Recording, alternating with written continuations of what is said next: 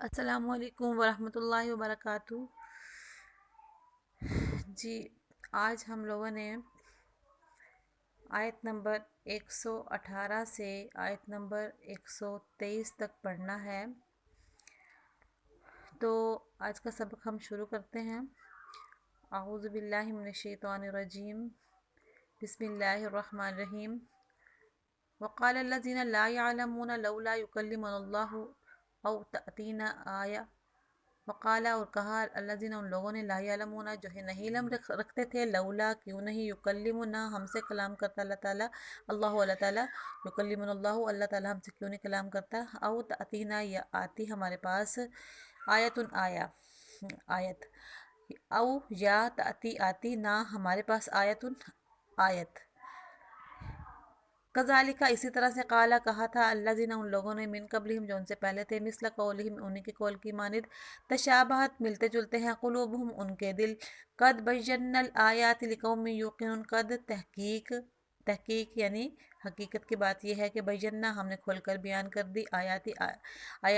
کا مطلب نشانی ہوتا ہے، لفظی طور ترجمہ آیت کا نشانی ہوتا ہے، لقوم، ایسی قوم کے لیے، یوقنون، جو یقین رکھتی ہے، کہ وہ لوگ جو یہ کہتے ہیں کہ ہمارے پاس اللہ تعالیٰ جو ہمارے ساتھ کلام کیوں نہیں کرتا، ہمارے پاس کوئی آیت کیوں نہیں لے کے آتا، کوئی نشانی کیوں نہیں لے کے آتا، کوئی معجزہ کیوں نہیں لیتا ہے، اور ہم سے براہ راست بات کیوں نہیں کرتا ہے، تو اللہ تعالیٰ اس کا جواب دے رہے ہیں کہ ان سے پہلے لوگ بھی ایسی ہی باتیں کرتے تھے، انہی کے جیسے، اور یہ لوگ اور ان سے پہلے والے لوگ، یہ سب ایک جیسے ہی دل کے مالک لوگ ہیں۔ حالانکہ ہم نے تو قرآن پاک میں یا ان سے پہلے جو کتابیں تھیں ان میں سب میں ہم نے نشانیاں کھول کھول کے بیان کر دی تھی، لیکن یہ اس قسم کی باتیں کرنے کے عادی ہیں، ان سے پہلے لوگ بھی انہی جیسے تھے، یہ بھی انہی جیسے ہیں۔ اس کا آپ بامحاورہ ترجمہ سن لیں، بات کی تو سمجھ یہاں پہ آ ہی رہی ہے۔ اور جو لوگ علم نہیں رکھتے وہ کہتے ہیں کہ اللہ ہم سے کیوں بات نہیں کرتا، یا ہمارے پاس کوئی نشانی کیوں نہیں آتی۔ جو لوگ ان سے پہلے گزرے ہیں وہ بھی اسی طرح کی باتیں کہتے تھے جیسے کہ یہ کہتے ہیں، ان سب کے دل ایک جیسے ہیں۔ حقیقت یہ ہے کہ جو لوگ یقین کرنا چاہیں ان کے لیے ہم نشانیاں پہلے ہی واضح کر چکے ہیں۔ اِنَّا أَرْسَلْنَاكَ بِالْحَقِّ بَشِيرًا وَنَذِيرًا وَلَا تُسْأَلُ عَنْ أَصْحَابِ الْجَحِيمِ، اِنَّا، بے شک، ہم نے، ارسلنا کا بھیجا آپ کو، یعنی آپ صلی اللہ علیہ وسلم کو اللہ تعالیٰ فرما رہے ہیں کہ ہم نے آپ کو بھیجا بالحق کی، حق دے کر۔ بالحق کا مطلب ایسے لفظی ساتھ حق کے بنتا ہے، تو وہی بات ہے کہ حق دے کر بھیجا، بشیرن، خوشخبری دینے والا بنا کر، او نذیرن، یا ڈرانے والا بنا کر، ولا، اور نہیں، تسألو، آپ پوچھے جاؤ گے، ان اصحاب الجحیم، ان کے بارے میں، ان کا مطلب سے بھی ہوتا ہے اور کے بارے میں بھی ہوتا ہے، اصحاب الجحیم، جہنم کے ساتھیوں کے بارے میں۔ انا اصحاب الجحیم کا کیا ترجمہ بنا؟ جہنم کے ساتھیوں کے بارے میں۔ یہاں پہ اللہ تعالیٰ اپنے پیغمبر صلی اللہ علیہ وسلم کو مخاطب کر کے فرما رہے ہیں کہ اے پیغمبر، یعنی یہاں پہ لکھا تو نہیں ہوا لیکن انا ارسلناک میں جو کاف ضمیر ہے یہ آپ صلی اللہ علیہ وسلم کے لیے استعمال ہوئی ہے، تو کیونکہ یہ مخاطب کا صیغہ ہے اس لیے میں نے کہا کہ آپ سے مخاطب ہو کے اللہ تعالیٰ فرما رہے ہیں کہ بے شک ہم نے آپ کو بھیجا، بے شک ہم نے آپ کو حق دے کر اس طرح بھیجا ہے کہ آپ خوشخبری دو اور جہنم سے ڈراؤ، اور جو لوگ جہنم کا راستہ اختیار کر چکے ہیں، یعنی کہ یہ لکھا تو نہیں ہوا یہاں پہ لیکن بات یہی ہے کہ جن لوگ جو جہنم کے ساتھی ہیں ان کے بارے میں آپ سے سوال نہیں ہوگا، تو لکھا تو اتنا ہی ہوا ہے، وَلَا تُسْأَلُوا عَنْ أَصْحَابِ الْجَحِيمِ، اور نہیں سوال کیے جاؤ گے آپ جہنم کے ساتھیوں کے بارے میں۔ اس میں آپ لفظی ترجمہ اس طرح سے بھی کر سکتے ہیں کہ آپ سے جہنم کے ساتھیوں کے بارے میں کوئی سوال نہیں کیا جائے گا، یعنی آپ سے کوئی پوچھ گچھ نہیں ہوگی۔ تو یہاں پہ میں آپ کو یہ بتا دوں کہ ان کے جہنم کے ساتھیوں کے بارے میں کس طرح، یعنی کہ جب ان کو خوشخبری بھی سنا دی، یعنی جنت کی خوشخبریاں سنا دی، جہنم سے ڈراوے بھی دے دیے، اس کے باوجود بھی اپنی مرضی میں لگے رہے، جہنم کا راستہ اختیار کر لیا اور جہنم کے گڑھے تک پہنچ گئے، تو اللہ فرما رہا ہے کہ جب انہوں نے یہ راستہ خود اختیار کیا اور اس راستے تک خود پہنچ گئے، تو آپ صلی اللہ علیہ وسلم سے کوئی بات پرس نہیں ہوگی ان کے بارے میں،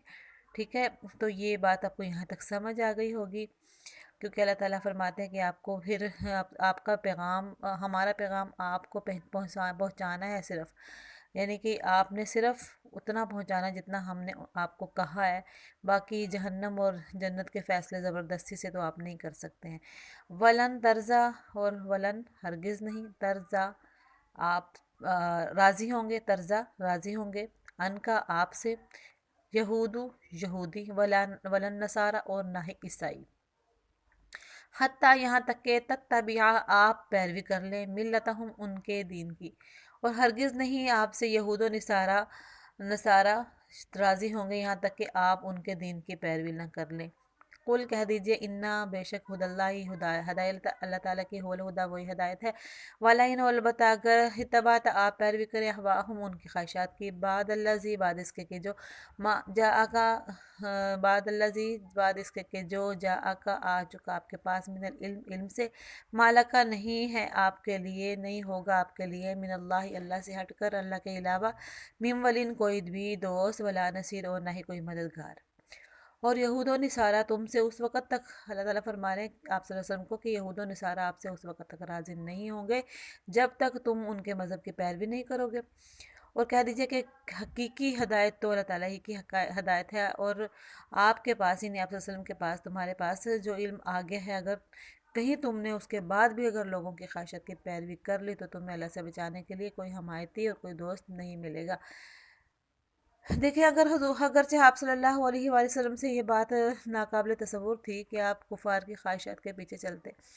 لیکن اس آیت نے فرض محال کے طور پر یہ بات کہہ کر اصول یہ بتلا دیا کہ اللہ کے نزدیک شخصیات کی اہمیت ان کی ذات کی وجہ سے نہیں ہے بلکہ اللہ کی اطاعت کی وجہ سے ہوتی ہے۔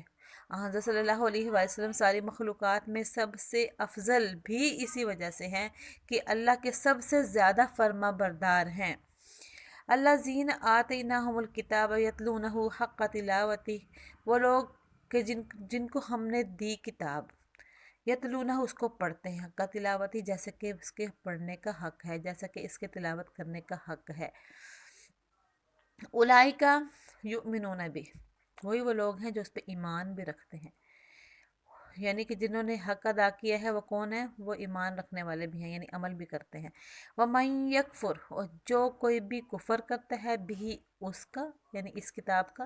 فَأُولَئِکَ، پس وہی وہ لوگ ہیں، ہم الخاسرون، وہی گھاٹا پانے والے ہیں، وہی نقصان اٹھانے والے ہیں۔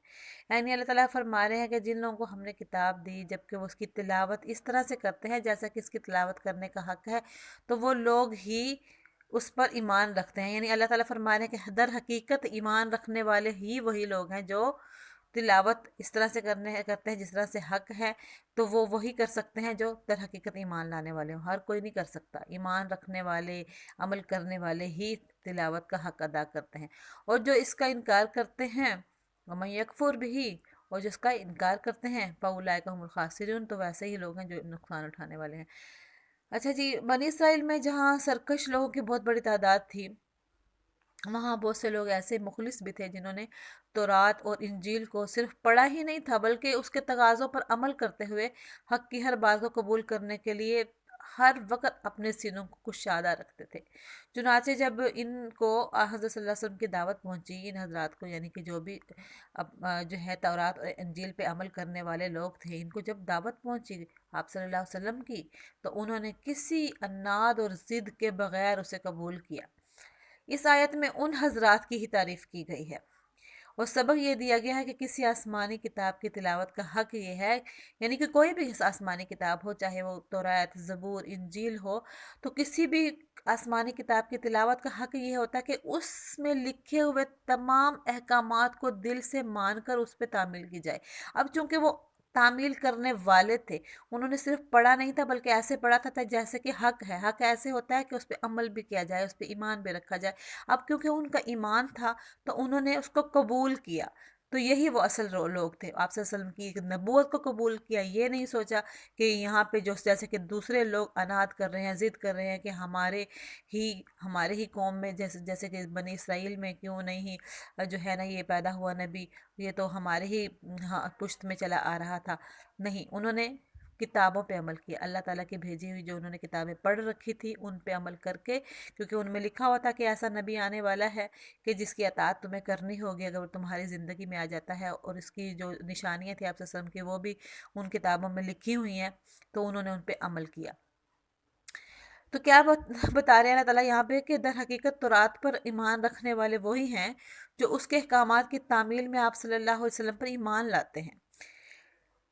یا بنی اسرائیل اذکروا نعمتی التی انعمت علیکم وانی فضلتکم علی العالمین، یا بنی اسرائیل اذکروا، یا بنی اسرائیل ہے اولاد یعقوب، تم یاد کرو نعمتی اللتی، میری نعمتوں کو، وہ جو کہ انعمت میں نے انعام کیا علیکم تم پر، وانی اور بے شک میں نے فضلتکم تمہیں فضیلت دی علی العالمین تمام جہان والوں پر۔ بامحاورہ ترجمہ اس کو سن لیا ہے، بنی اسرائیل میری وہ نعمتیں یاد کرو جو میں نے تم کو عطا کی تھی، اور یہ بات بھی یاد کرو کہ میں نے تمہیں تمام جانوں کے اوپر فضیلت دی تھی۔ واتقوا یوما لا تجزی نفس عن نفس شیئا ولا يقبل منها عدل ولا تنفعها شفاعة ولا هم ينصرون۔ واتقوا، اور تم ڈرتے رہو، یومن اس دن سے، لا تجزی نہیں کامائے گی نفسن کوئی جان، عن نفسن کسی جان کے، شیئن کچھ بھی، ولا یقبل اور نہیں قبول کیا جائے گا، منہا اسے، عدل کوئی بدلہ، ولا تنفعها اور نہیں نفع دے گی ہا اس کو یعنی اس جان کو، شفاعتن کوئی سفارش، ولا ہم اور نہ ہی وہ، ینصرون کو مدد کیے جائیں گے، یعنی ان کو کوئی سفارش یا کوئی بدلہ ان کو کوئی فائدہ نہیں دے گا۔ تو اس دن سے ڈر جاؤ، اس دن کے آنے سے پہلے پہلے تم ایمان لے آؤ۔ اس کا بامحاورہ ترجمہ سن لیں، اور اس دن سے ڈرو جس دن کوئی شخص بھی کسی کے کچھ کام نہیں آئے گا، نہ کسی سے کسی قسم کا فدیہ قبول کیا جائے گا، نہ اس کی کوئی سفارش فائدہ دے گی، نہ ان کی مدد پہنچے گی۔ دیکھیں بنی اسرائیل پر اللہ تعالیٰ کی نعمتوں اور ان کے مقابلے میں بنی اسرائیل کی نافرمانیوں کو جو ذکر اوپر سے چلا آ رہا ہے، اس کا آغاز آیت نمبر 47 اور 48 میں تقریباً انہی الفاظ سے کیا گیا تھا۔ اب سارے واقعات تفصیل سے یاد دلانے کے بعد، پوری تفصیل بیان کرنے کے بعد، پھر وہی بات اللہ تعالیٰ نصیحت والے انداز میں فرما رہے ہیں کہ ان سب باتوں کی یاد دلانے کا اصل مقصد تمہاری خیر خواہی ہے، اور تمہیں ان واقعات سے اس نتیجے تک پہنچ جانا چاہیے۔ ٹھیک ہے، یہاں تک ہمارا سبق مکمل ہوتا ہے۔ یہ ہماری سورۃ بقرہ کی آیت نمبر 18 سے آیت نمبر 123 تک کا سبق پورا ہوتا ہے۔ وما علینا الا البلاغ، صدق اللہ العظیم۔ السلام علیکم ورحمۃ اللہ۔